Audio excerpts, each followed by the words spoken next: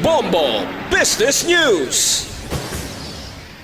Mas naghina ang gina-ekspektar nga pagsanyog sang ekonomiya sa Pilipinas sa 2025 bangod nakalabot lamang ini sang 44 o kon 4.4% nga mas manubo sa target sang gobyerno nga 5.5% tubtob 6.5%. Base sa ulihing nga datos sang Philippine Statistics Authority o PSA, ang pag-ugwad sa ekonomiya sa ika-4 na quarter sa 2025 halin Oktubre tubtob Disyembre 2025 ang naglabot lang sang 3%, mas manubo kumpara sa 3.9% sang nagligad nga quarter. Amoy niyang ikatatlo nga sunod-sunod nga tuig nga wala nalabot sang pungsod ang target sini nga economic growth rate para sa pungsod Pilipinas.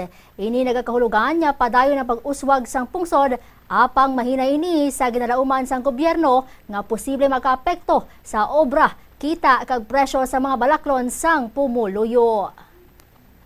Bombo Foreign Exchange Update is brought to you by Queen Bank Business Banking. Ining exchange rate ang ginbase sa closing transactions ang Bankers Association of the Philippines o CONBAP kag sa Bangko Sentral ng Pilipinas subong hapon. Magabalik ang transaksyon buwas sa aga. Kag para sa aton nga reference rate 58 pesos and 95 centavos ang bayro sang isa ka US dollar, 7 pesos and 54 centavos ang bayro sang isa ka Hong Kong dollar, 46 pesos and 62 centavos ang bayro sa isa ka Singapore dollar, 15 pesos and 69 centavos ang bayro sa isa ka Saudi Riyal, kag 70 pesos and 34 centavos ang baylo sa isa ka Euro.